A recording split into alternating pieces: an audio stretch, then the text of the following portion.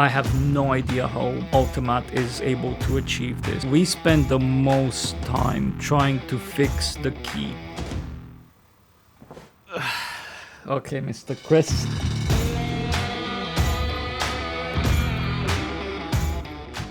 In this video, we'll talk about the spec shoot that we had a couple of days after we launched our studio, the reason why we wanted to do a spec shoot in the first place, the choice of scenes that we had, the challenges that we encountered along the way, as well as how we set up everything from keying and different lighting setups. But first, why did we want to do a spec shoot? Or should I say multiple spec shoots in one day? Well, first of all, we wanted to showcase what the studio is capable of.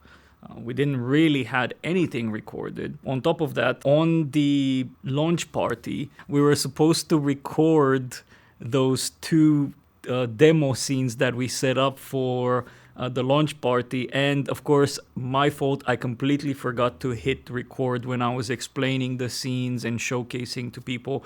So we literally had absolutely no digital example of what the studio can do. So as you will see later in the video, one of the shoots, the spec shoots that we've done was actually one of the demos that we've done in the launch party. So we wanted to have a portfolio of, hey, here's some examples of what we can do in the studio. We wanted that portfolio to be diverse. So basically have a variety of projects that we can shoot in here, from commercial adverts to corporate / documentary style to live streaming and live events, broadcast stuff, to narrative type of work. This was something else that we really wanted to check, which was how many setups can we do in one day realistically? Because when we scheduled the spec shoot day, we scheduled one full day to shoot, or wind up choosing 4 different scenes that look different, that have different lighting setups and techniques, and also that ultimately wind up having different key profiles. And I think that was a really good test case for us to understand how much we can chew in one day of shooting with a bit of prep up front. Now, there was a lot of challenges on set with the technology when we actually started setting up and shooting. And that was because when we were doing the demo on the launch party, it was pretty basic setups. But meanwhile, by the time we got to the spec shoot day, we've introduced, I would say, new techniques of recording virtual production scenes. And the one thing that comes into my head, and probably the most preeminent, was to shoot log and grade real time. That's the point where we got the LUT boxes. We talked about this in an episode of the how we built the studio. That's when we got the LUT boxes. We switched the camera to log, we switched Unreal Engine to log, and I started playing a few days before the shoot day with color grading real time. And I was surprised that it worked. It's not supported, the Ultimates don't support keying log, but it works, but not fully. And because of that kind of like 10-15% that's not supported, we wind up having quite a lot of stress and hassle on set when we shot the spec. And the first shoot that we started seeing these issues was, of course, what you see here in the background, which was the water commercial scene shot in the same background as I'm in right now. This was a high key outside shot. Really wanted to showcase the fact that you don't need to be in an interior environment. You can get realistic results with exterior environments as well. And of course, it was all log color graded real time, which caused quite a lot of additional spill on the talent, which the Ultimate usually is really good at removing spill, green screen spill, just to be specific, in Rec 709 or Rec 2020. But in log, it had a bit more troubles in getting that entire green spill off the talent, as well as green fringing at the hairs, which we actually had a huge problem in one of the other scenes that we shot. This wasn't that bad, but we wanted to showcase that with our studio, although not a huge studio, we can still emulate outside lighting, which again is not an easy task to do. You're seeing this setup here. I honestly don't consider this a perfect setup in terms of lighting for the outside. We're shooting this quite quickly, so it can do. But normally I would fine tune, add more light, add more bounce, create a bit of a harsher top light, similar to the shot that we took. Even the shot that we took, I think can be improved. But again, because we were working with 4 different scenes in one day, we had finite time to set up the lighting. But it is very possible, as you can see from that specific shot. We have powerful lights here, very thin lights like the Godox F800R, which we have one now lighting me as key and one above.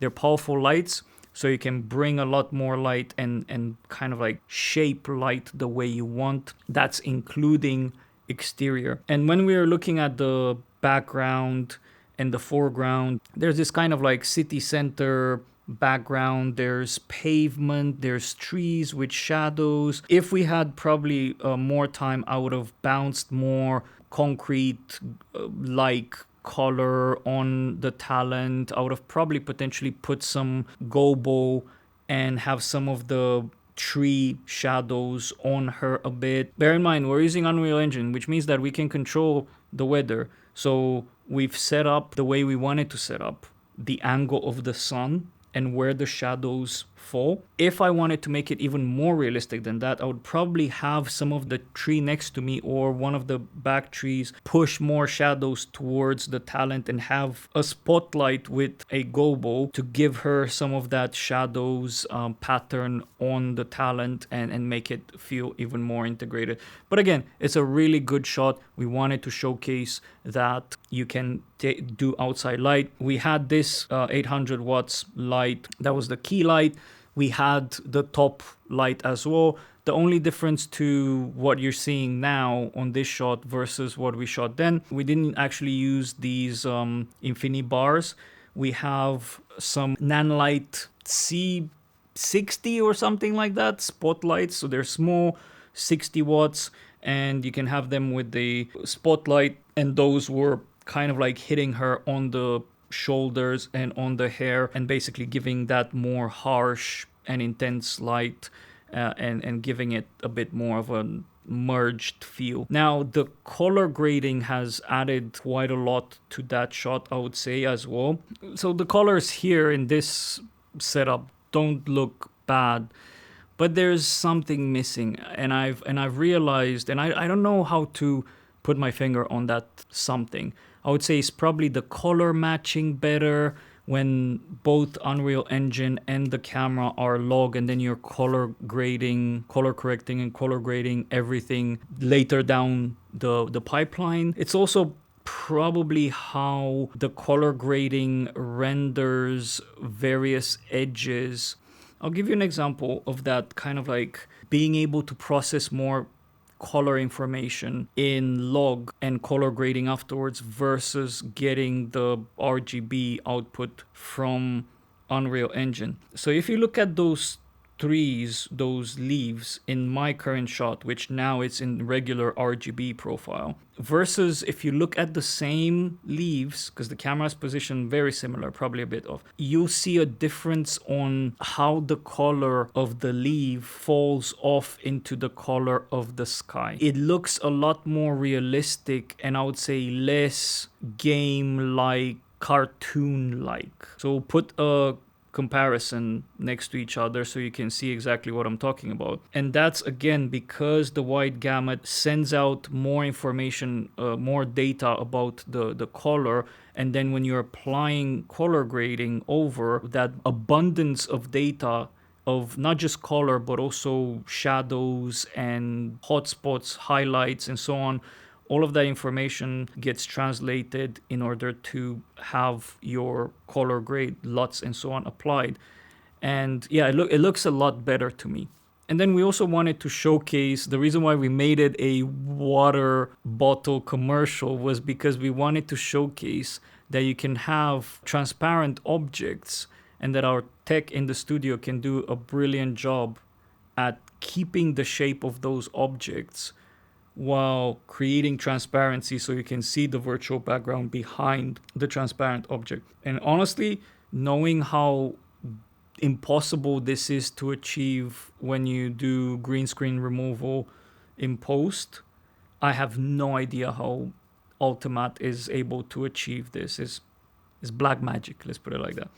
Because clearly, as you can see in the footage, you can have a water bottle, you can have a glass objects in front as the foreground, and it will keep the object itself the shape, but it will remove the green that you see behind the glass. It's not with challenges. The one thing that you're not seeing properly in the spec video, because what we do is we take the bottle, you see it a bit while drinking, but very little because her hand's on the bottle, and then she puts it down on a bench that's actually a real bench. So we bought that bench and made it fit in the environment. But because it's a real bench, when you have water in a bottle like that, the background is distorted. Anything that's liquid in a container, you're not going to see perfectly through it the way you basically seeing me now. If I put a glass in front, especially if it's a recipient, right? Like if it's a round object, a round glass, that round glass will distort light when it passes through, and it basically reflects the background distorted because it's positioned on the actual bench, which is real, right? The bench bars in the back, the wooden pillars, are distorted as well. But if you look very, very, very closely, you'll notice that the grass and the virtual background that's seen a bit in the water in the bottle is not distorted at all. But because the actual bench wood behind is, you don't really see it. But I think that's the challenge which is impossible to solve basically unless you introduce AI into these ultimates, is for the ultimate to figure out what kind of liquid, or if there's even a liquid in that glass surface, transparent surface that it sees in front of it. So what it does, because the green is very uniform, the light that passes through and distorts the bottle through the water and stuff will not distort the green, right? Because it's uniform. It will look uniform. So then the ultimate, when it keys, it sees the uniform green and it just keys the uniform green. So if you'd hold the bottle up, it will look like there's no water there. You would see the shape of the water at the top of the bottle, but the distortion that you get with basically liquids in a round container would not exist. Now, with this scene, we had two cameras, and most of the spec scenes, we had two camera angles. We had this wider shot with the crane, given it wasn't the same engripment crane. I talk about this in a previous episode of how we built the studio, on us getting initially a Pro Aim Wave 2 and then jumping into the expensive but high-end and very well worth it engripment jib. So we were using, at that point, we had the Pro Aim Wave 2. We're using that on a wider angle lens, so that we can move it around. We had the subject way wider than I am now. You were able to see quite a bit of their knees and feet and the bench. And then we had a side shot with a tighter focal length so that we can switch between these two shots. Now, the challenge with having two different angles is that if you want to have a easy life, you need two different trackers. And we only have one tracker, because if you only have one tracker, and if you want to set up the second angle, even if the second angle is static, you need to go into Unreal Engine, measure the distances between where your subject is and where the other camera is, how it's pointing, and measure the radius, basically the angle of the pan that it's on currently versus the main camera. So what we wind up doing is we started from a fixed position, straightforward, of the crane camera, similar to how this is, just a bit more wide open. And then we had the other camera in this angle. We didn't only measure the distance between the subject and the camera so that we can place the virtual camera at the same distance. Bear in mind, if we had a tracker on it, we wouldn't have needed to do this measurement. But not just only that measurement, we also had to measure the distance from this camera that's straight on to this other camera. And then with the angle, we kind of like guesstimated looking at the angle on the screen of the camera, of the actual shot with the green, versus looking at the background and kind of like trying to make sure that we match. So we looked at the angle there and tried to make the virtual camera same. It complicates things quite a bit when you don't have a tracker on your camera and you don't have the center point established in your studio and have that center point in the environment, because you need to measure a lot of stuff. But anyways, it worked out. The angle looked good. It didn't look off. The background didn't look off or anything like that. And then the other shot with the crane, we wanted a wider shot so we can do some pans. We've done some top down as well. We've done a couple of movements. It was at this point that we realized that the Wave 2 is a bit of a drag to use with this Ronin 2 and the whole payload of the red camera with the Premista lens. It was quite wobbly, so we had to control it quite a lot so that we don't get those wobbles in the movement. It was within the payload that they advertise it, but I think you need a lot more stability on the trunk in order to get smooth shots. And two, it doesn't come close to how smooth of a movement and controlled of a movement you can get with the engripment one. So it was a bit of a struggle, but I think we got a decent shot. None of the shots were smooth end to end. So what you see there as the movement in our spec video is the segment of one of the takes that we got the smoothest, but it was probably at the beginning and at the end was still quite a bit wobbly. Now, looking back to this specific shot, I would definitely improve the lighting, as I mentioned. So I would add more bounce, more shadows, and make it ultra realistic.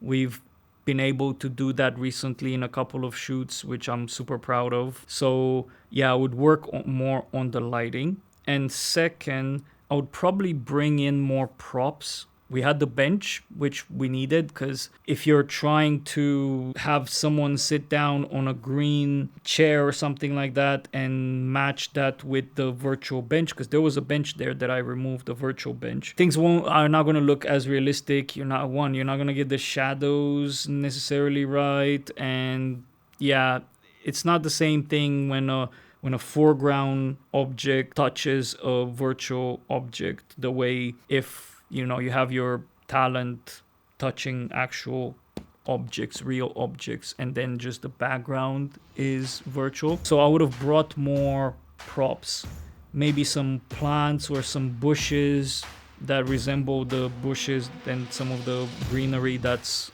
in the background there, and put it next to it, or yeah, a bunch of things to make it even more immersive. But again, we had limited time and resources to get this shot done, and I think it turned out quite well.